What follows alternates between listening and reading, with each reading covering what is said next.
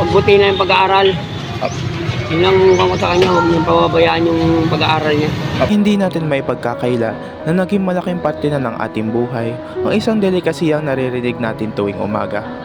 Ito ay mas kilala bilang taho. Dito sa paaralan ng St. Andrews, may isang tatay na nagpupursige na maitawid ang kanyang pamilya sa pamamagitan ng pagbebenta ng taho. Yun kasi sa gabi naman ako nagtitinda hanggang umpisa ko alas 5 11, 12, ganyan. Kasapon naman, pamilya ko na asikaso.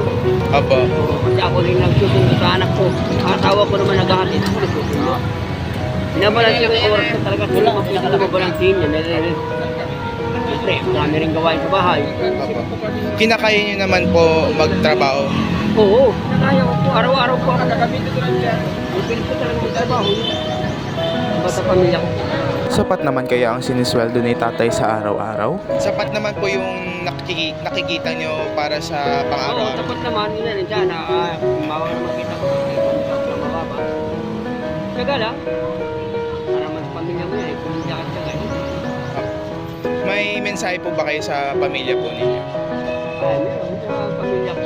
Sana po, kita mo naghihirap ng tao, buti na yung pag-aaral.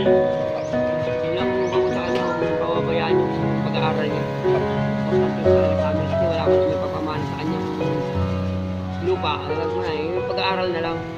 Yun na lang po. Sige. Thank you, kuya. Sa gitna ng mga pagsubok na ating kinakaharap, sana ay huwag nating kaligtaan kung paano mabuhay na naaayon sa ating pangarap. Nasa gitna ng doble kayod na ating ginagawa, sana ay manatili pa rin tayong matatag para sa ating mga minamahal.